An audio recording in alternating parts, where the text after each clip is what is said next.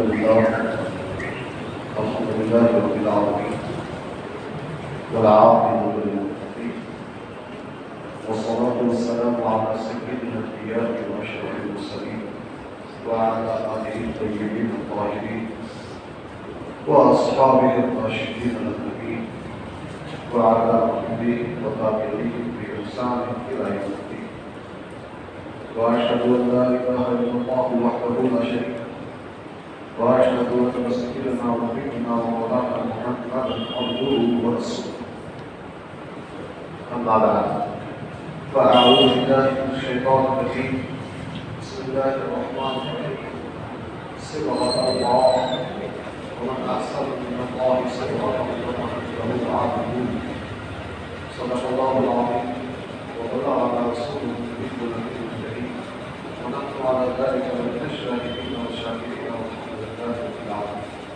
وقال تعالى كتابا وإكراما في شأن حبيبه إن الله وملائكته يصلون على النبي يا أيها الذين آمنوا صلوا عليه وسلموا تسليما.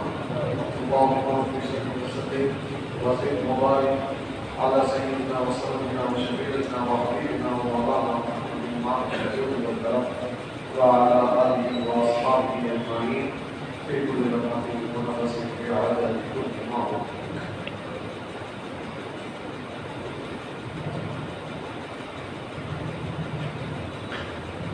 یہ اللہ کا رنگ ہے جس میں اللہ نے ہمیں رکھا اور اللہ سے بہتر کون ہے جو بہترین رنگ رکھ سکے اور ہم اسی کی عبادت کرنے والے ہیں. حاضرین محترم، قرآن پاک کی اس آیت مبارکہ کی تلاوت سے میں نے اپنے آپ کو مشرف کیا. اس کا ایک آسان سا ترجمہ آپ نے سماعت فرمایا.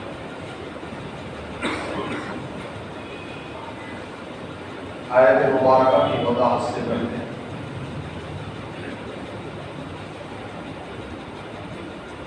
اہل سنت و جماعت کا ایک عقیدہ، ہمارا اور آپ کا عقیدہ خلفائے راشدین کے بارے میں کیا ہے وہ بتاتا ہوں. مختصر لفظوں میں عقائد کی کتابوں میں لکھا ہوا ہے کہ خلفائے راشدین کے بارے میں ہمارا عقیدہ یہ ہے کہ فضیلت الشیخین حب الخاتمین، دو شیخوں کی محبت، دو شیخوں کی فضیلت اور دو دامادوں سے محبت، یہ ہمارا عقیدہ. دو شیخ سے مراد کون؟ شیخ عربی میں کہتے ہیں بزرگ، اسی سے مشائخ کرام، بزرگوں کو مشائخ کرام کہتے ہیں. شیخ سے ہی بنا ہے یہ لفظ. تو خلفائے راشدین میں جو دو بزرگ بڑے شیخ سیدنا ابوبکر صدیق اور سیدنا عمر فاروق رضی اللہ تعالیٰ عنہ، ان دونوں کی ہم فضیلت کے قائل ہیں. یہ دونوں پوری امت میں سب سے زیادہ افضل، سب سے زیادہ فضیلت والے ہیں، سب سے بڑے مقام و مرتبے والے ہیں. اب اس کے بعد حب الخاتمین، دو دامادوں سے محبت. دو داماد کون ہیں؟ سیدنا عثمان غنی اور سیدنا علی مرتضیٰ رضی اللہ تعالیٰ عنہ. یہ دونوں سرکار کے داماد. اوپر کے دونوں جو شیخ ہیں یہ سرکار کے خسر، اور یہ نیچے کے دونوں دو حضرات ہیں، یہ دونوں کے دونوں سرکار کے داماد. تو ہم دو بزرگوں کی بزرگی کے قائل ہیں اور دو دامادوں کے محبت میں جڑ لوں. یہ ہمارا عقیدہ ہے. اب اس عقیدے کی روشنی میں جب ہم کسی ایک بزرگ کی عظمت، شان، فضیلت، مقام، مرتبہ بیان کرتے ہیں تو اس کا مطلب ہرگز یہ نہیں ہوتا کہ یہ مقام تو ان کو حاصل ہے اس کی وجہ سے دوسرے ان سے نیچے ہو گئے. ہر دلیرا رنگوں ہوئے دیگر سے، ہر پھول کا الگ رنگ ہوتا ہے، ہر پھول کی خوشبو الگ ہوتی ہے،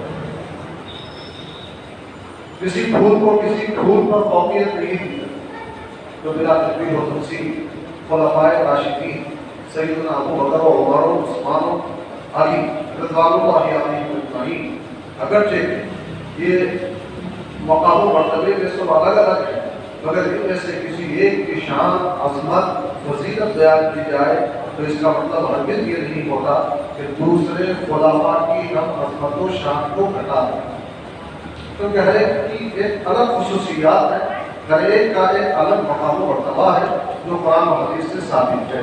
اور اللہ تبارک و تعالیٰ نے میں نے جس آیت مبارکہ کی تلاوت کی ہے اس میں تمام صحابہ کرام کی طرف اشارہ کرتے ہوئے فرما رہا ہے کہ یہ صحابہ وہ ہیں جو کہتے ہیں کہ یہ اللہ کا رنگ ہے جس میں اللہ نے ہمیں رنگ دیا۔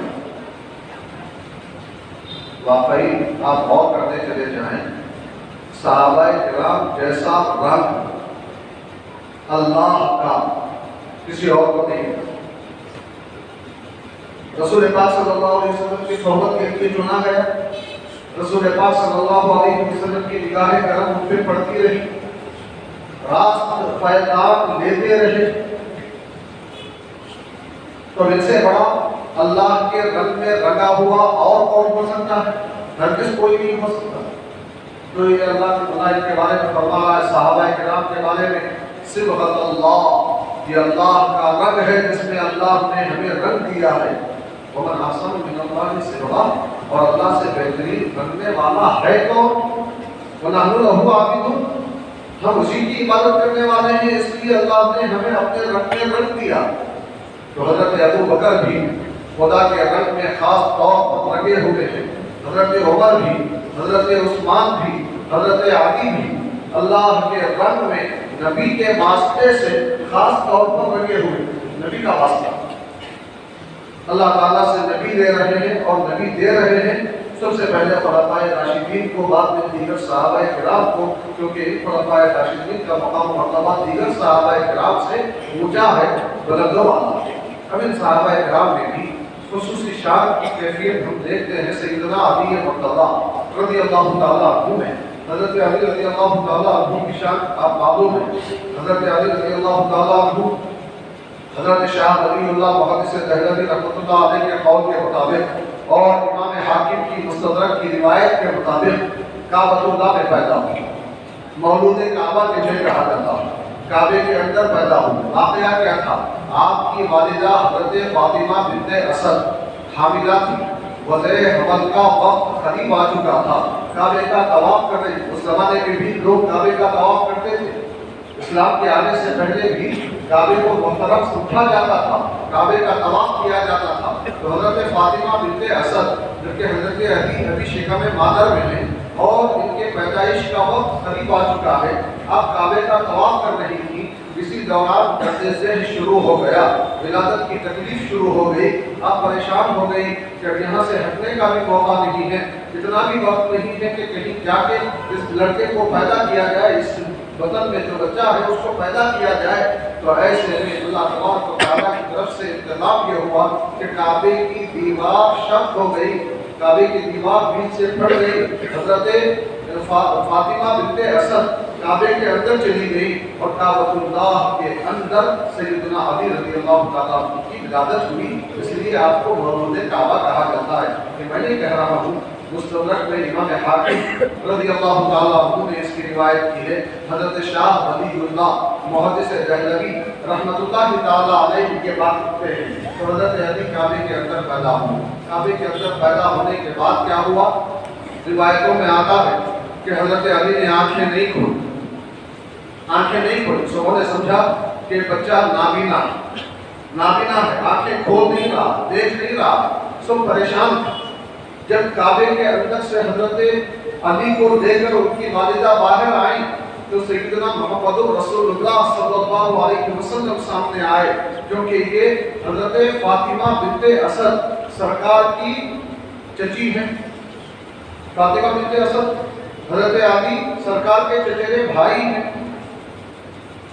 جیسے ہی حضرت فاطمہ بنت اسد نے سرکار کی گود میں حضرت علی کو ڈالا، حضرت علی نے آنکھیں کھولی اور سب سے پہلے چہرے مصطفیٰ کو دیکھا، سرکار کے چہرے کو دیکھا۔ روایت میں آتا ہے کہ سب سے پہلے سرکار کے چہرے کو دیکھا، پھر اس کے بعد آگے چل کر جب مکے میں قحط پڑ گیا، کھانے کے لیے مشکل ہو گئی، لوگ دانے دانے کے لیے ترسنے لگے، تو اس وقت میں حضرت ابو طالب کے بچوں کی زیادتی کی وجہ سے رسول پاک صلی اللہ علیہ وسلم نے حضرت علی رضی اللہ تعالیٰ عنہ کو اپنی کفالت میں دے دیا، اپنی پرورش میں دے دیا، اپنی ذمہ داری میں دے دیا۔ حضرت ابو طالب نے ایک زمانے میں سرکار کی پرورش کی تھی، کیونکہ سرکار کے والد محترم کا وصال سرکار کی پیدائش سے پہلے ہو چکا تھا، اور پھر اس کے بعد چند دنوں کے بعد آپ کے دادا جو آپ کے کفیل تھے حضرت عبد المطلب، وہ بھی وصال فرما گئے تھے، تو حضرت ابو طالب ہی نے سرکار کی کفالت کی تھی۔ اب آج وقت آیا ہے کہ حضرت ابو طالب کے بیٹے حضرت علی رضی اللہ تعالیٰ عنہ کی سرکار کفالت کر رہے ہیں، ان کی پرورش کر رہے ہیں، سرکار کی پرورش میں رہے، آغوش رسالت میں پروردہ ہوتے رہے، اور کبھی کوئی برائی نہیں کی، کبھی کوئی غلطی نہیں کی، کبھی شرک اور کفر کی آلودگیوں میں ملوث نہیں ہوئے، کیوں؟ اس لیے کہ سرکار کی گود میں پرورش پا رہے ہیں۔ بالآخر ایسے پاکیزہ فطرت نوجوان کو رسول اکرم صلی اللہ علیہ وسلم نے شرف دامادی عطا فرمایا، اپنی سب سے پیاری صاحبزادی خاتون جنت بی بی سیدتنا فاطمہ الزہرا رضی اللہ تعالیٰ عنہا کو آپ کے نکاح میں دیا، اور رسول اکرم صلی اللہ علیہ وسلم آپ سے بڑی محبت کرتے ہیں۔ اہل سنت ان سے کیوں محبت کرتے ہیں؟ اس لیے کہ رسول پاک صلی اللہ علیہ وسلم بڑی محبت فرمایا کرتے تھے۔ محبت کا ایک نمونہ میں آپ کے سامنے رکھتا ہوں۔ ایک مرتبہ اتفاق ایسا ہوا کہ رسول اکرم صلی اللہ علیہ وسلم حضرت علی کے کاشانے پر آئے، دیکھا حضرت علی گھر میں نہیں ہے، بیٹی سے پوچھا بیٹی فاطمہ علی کہاں ہے؟ تو حضرت فاطمہ رضی اللہ عنہا نے فرمایا ہمارے درمیان کچھ گفتگو ہوئی، جیسے عام طور پہ گھروں میں شوہر اور بیوی کے درمیان کبھی کچھ اونچ نیچ ہو جاتی ہے، کچھ گفتگو ہو جاتی ہے، ایسی ترش گفتگو ہو گئی، حضرت علی ناراض ہو کے چلے گئے ہیں، مسجد میں جا کے سو گئے۔ رسول اکرم صلی اللہ علیہ وسلم مسجد میں تشریف لائے، مسجد میں تشریف لائے، حضرت علی آرام فرما رہے تھے، اور حضرت علی رضی اللہ تعالیٰ عنہ کا کرتہ مبارک آپ کی پشت سے ہٹا ہوا تھا، اور مسجد کا جو فرش تھا وہ ریت کا تھا، آج کے ویسا بہترین فرش تو نہیں تھا، تو ریتی کا فرش تھا۔ حضرت علی لیٹے ہوئے تھے، آپ کی پشت پر ریتی کے نشان پڑ گئے تھے۔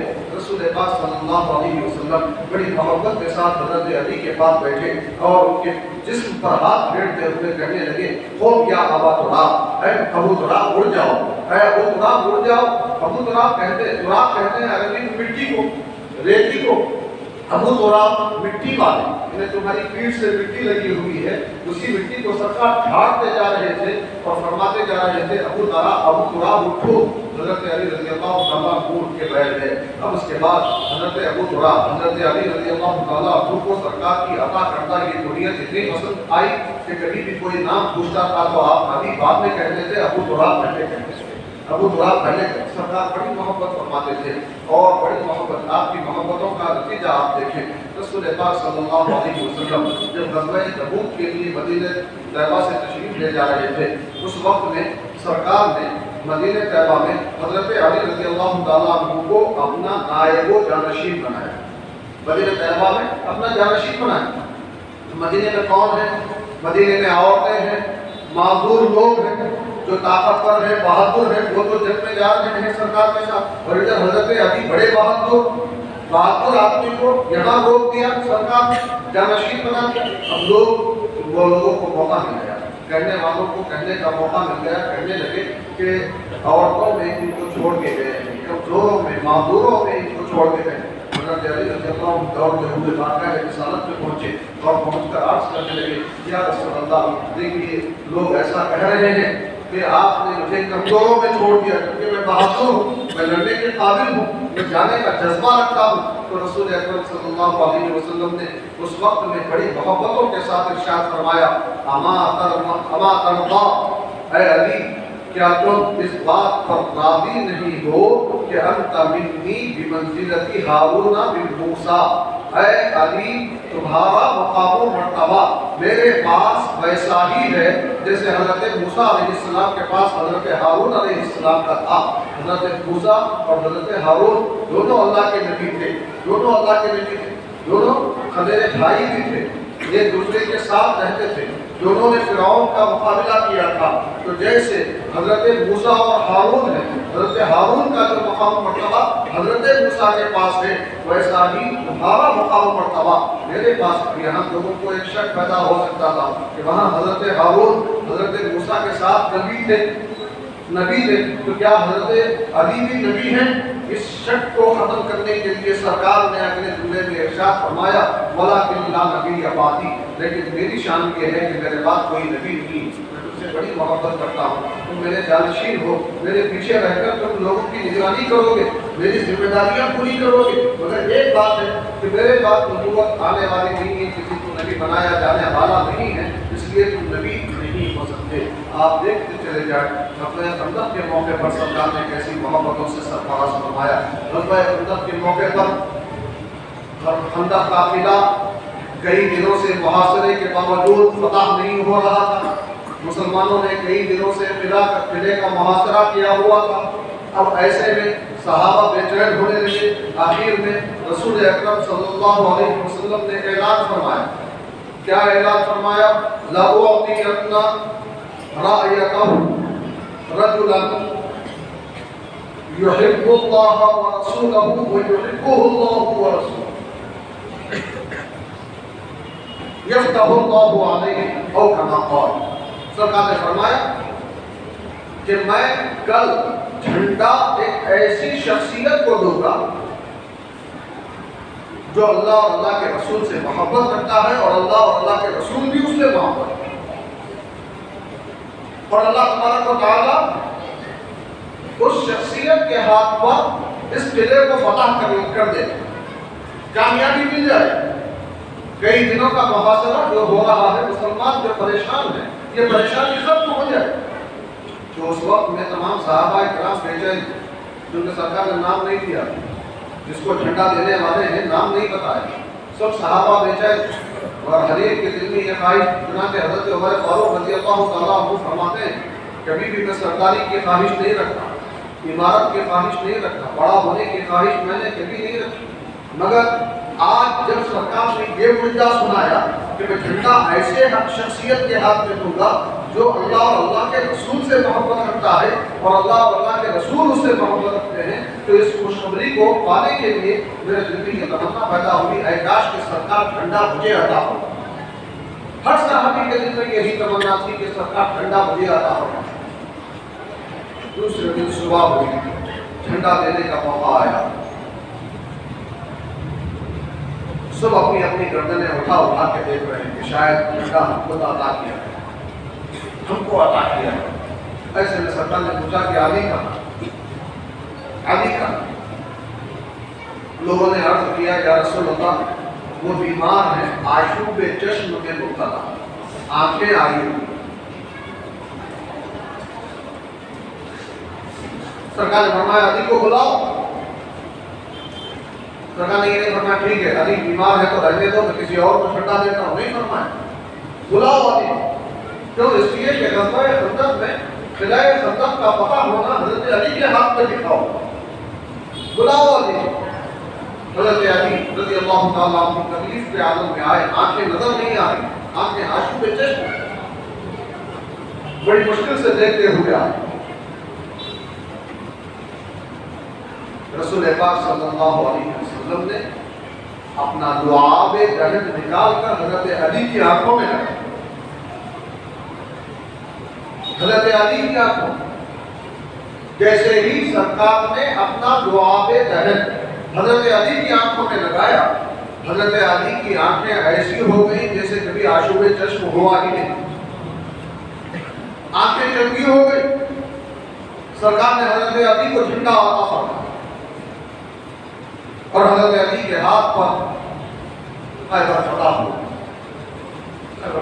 میں زیادہ تفصیلات میں نہیں لے جا رہا، اشارہ واقعات آپ کے ذہن کو متوجہ کروا دوں، آپ دیکھتے چلے جائیں کیسی کیسی محبتیں، کیسی کیسی محبتیں حضرت علی رضی اللہ عنہ بھی واقعات اللہ کے رسول سے ایسی ہی محبت کرتے ہیں. اللہ سے بھی آپ کی ایسی محبت تھی. اللہ سے محبت کا عالم یہ ہے کہ آپ کے پیر میں تیر چبھ گیا, تکلیف انتہائی شدید ہونے لگی, کسی کو ہاتھ لگانے نہیں دے رہے تھے, تیر نکالنے نہیں دے رہے, لوگ سب پریشان تھے کہ تیر کیسے نکالا جائے, نکالنا بھی ضروری. تو رسول اکرم صلی اللہ علیہ وسلم نے فرمایا کوئی بات نہیں, جب علی نماز میں کھڑے ہو جائیں تیر نکال دو, ان کو خبر بھی نہیں. واقعی ایسے ہی کیا گیا. حضرت علی نماز میں کھڑے ہو گئے, اللہ کی یاد میں, اللہ کی عبادت میں, اللہ کے دید میں ایسے مستغرق ہو گئے کہ تیر نکال دیا گیا, حضرت علی کو خبر تک.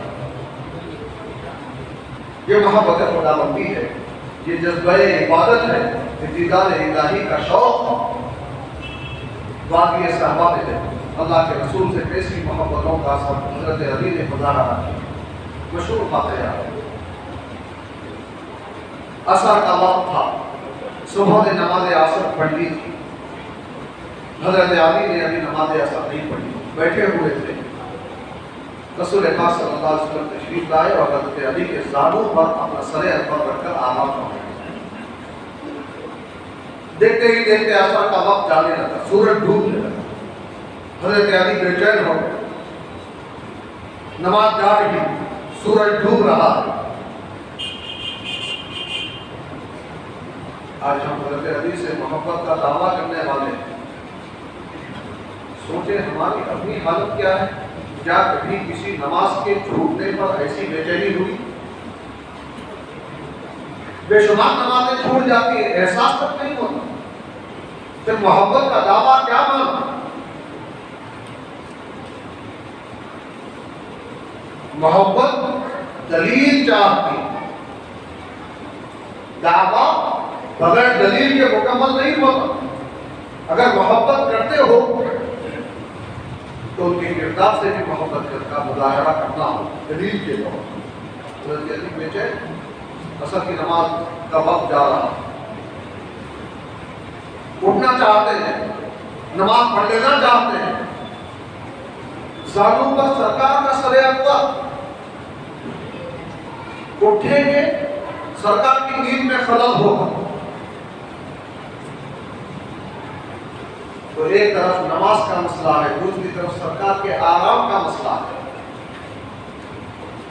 سرکار کے آرام کا مسئلہ بہت سوچا, اس نتیجے پر پہنچے کہ نماز اگر چھوٹ جائے تو بعد میں نماز کی قضا ہے, مگر اگر سرکار کے آرام میں خلل ہو جائے تو میری محبت رسوا ہوگی اور محبت کی قضا نہیں. نتیجہ یہ ہوا کہ بیٹھے رہے, مگر اندر سے بے چینی ہے. نماز جا رہی ہے, وقت گزر رہا, دیکھتے دیکھتے سورج غروب ہو گیا. جب سورج غروب ہوا, حضرت علی کی بے چینی بڑھی, اتنی بے چینی بڑھی کہ یہ بے چینی آنکھوں سے آنسو بن کر ٹپکی تو سیدھا رخسار رسالت میں سرکار کے گالوں پہ گر.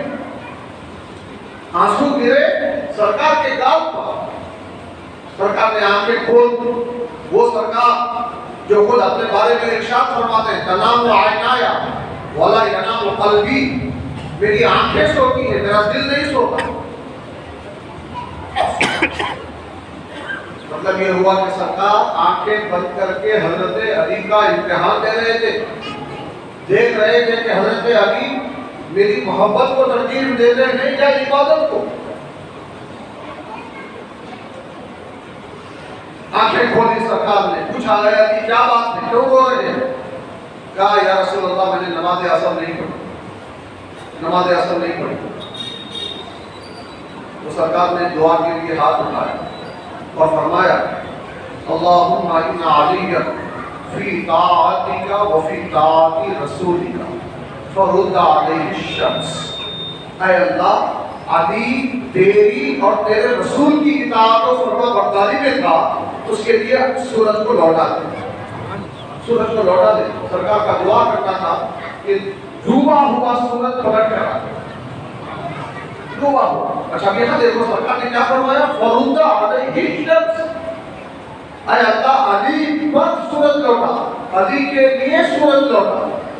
नतीजा ये हुआ कि वो लौटा हुआ सूरज सिर्फ अली की नमाज के लिए था।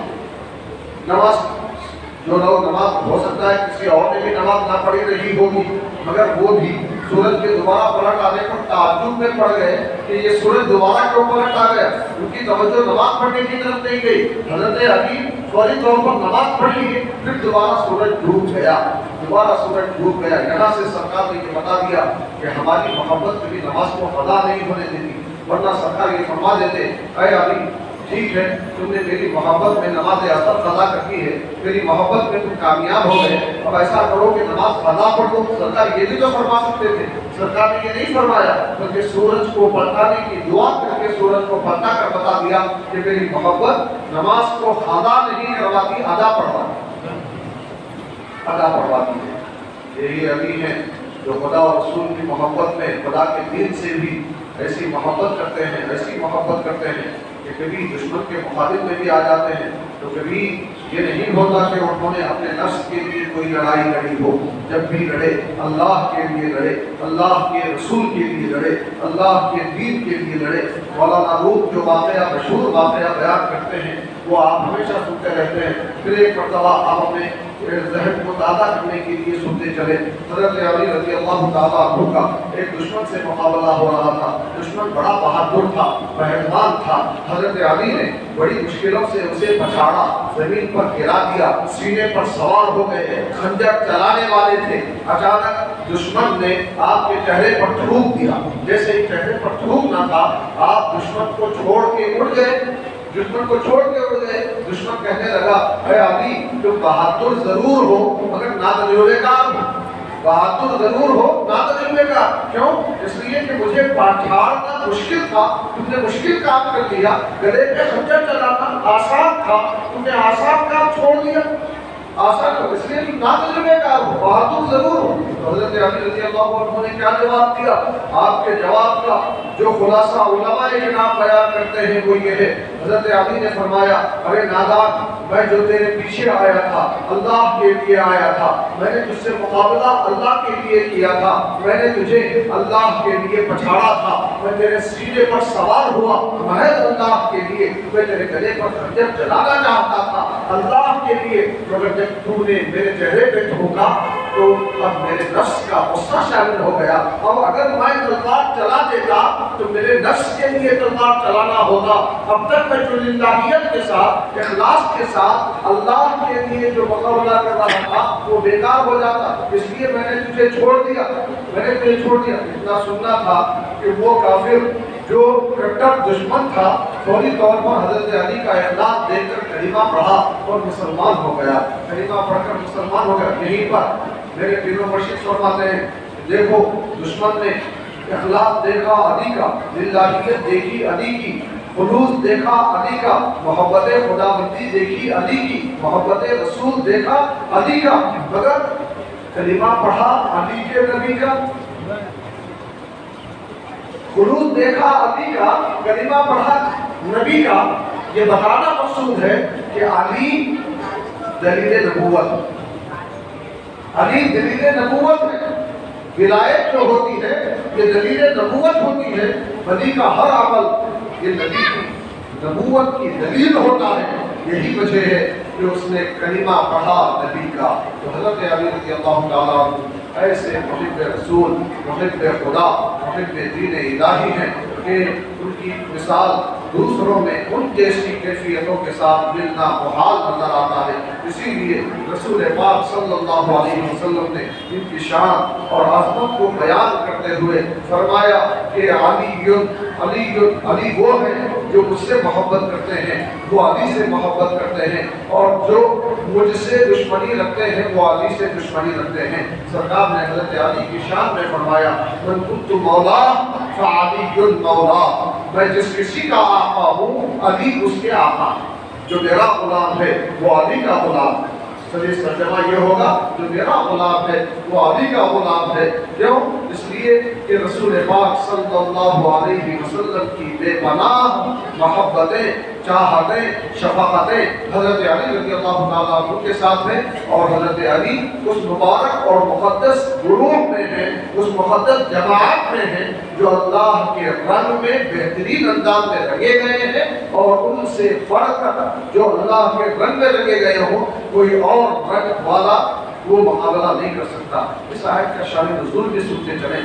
ہوتا یہ تھا کہ عیسائی لوگ جب ان کے پاس بچہ پیدا ہوتا تھا تو 7ویں دن پانی میں کچھ پیلا رنگ ملا کر وہ پانی اپنے بچے کو نہلاتے تھے اور کہتے تھے کہ آج ہمارا بچہ پکا عیسائی بن گیا، رنگ میں رنگ گیا ہے۔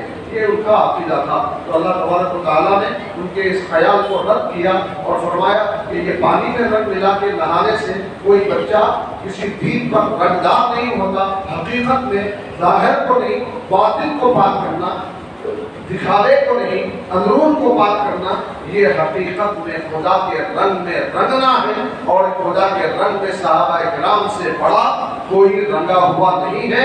اور صحابہ کرام اقرار کرتے ہیں کہ اللہ نے ہمیں اپنے رنگ میں محض اس لیے رکھا ہے کہ اللہ تبارک و تعالیٰ کی عبادت ہم کرتے رہتے ہیں۔ عبادت کیا ہے؟ عبادت اللہ کی بارگاہ میں انتہائی عاجزی اور فروتنی کا اظہار کرنے کا نام ہے۔ ہمارے جسم میں سب سے اونچی پیشانی ہے، اس اونچی پیشانی کو سب سے زیادہ نیچے جھکا کر سجدے میں جا کر خدا کا قرب حاصل کر کے یہ بتانا ہے کہ اے اللہ تو ہی ہے عبادت کے لائق، تو ہی ہے عبادت کا حقدار۔ مگر یہاں بھی علماء کرام ایک عجیب بات فرماتے ہیں۔ میں علماء کرام کی باتوں کی طرف آپ کے ذہن کو نہیں لے جاؤں گا، وقت کا خیال کر کے آخری بات عرض کرتا ہوا اپنی گفتگو کو سمیٹ رہا ہوں۔ حضرت علی رضی اللہ تعالیٰ عنہ نے بڑی پیاری بات عبادت کے بارے میں ارشاد فرمایا الہی ما عبدتک خوفا من نارک ولا طمعا فی جنتک وَلَكِنْ وَجَدْتُكَ أَهْلًا لِلْعِبَادَةِ فَعَبَدْتُكَ۔ حضرت علی فرماتے ہیں اے اللہ میں تیرے دوزخ کے خوف سے تیری عبادت نہیں کر رہا، تیری جنت کے شوق میں تیری عبادت نہیں کر رہا، بلکہ حقیقت یہ ہے کہ میں نے تجھے عبادت کا حقدار پایا، اس لیے عبادت۔ رضائے الہی جن کی عبادتوں کا مقصود ہوتا ہے وہ حقیقت میں اللہ کے رنگ میں رنگے جاتے ہیں، دنیا میں بھی کامیاب اور آخرت میں بھی کامیاب ہوتے ہیں۔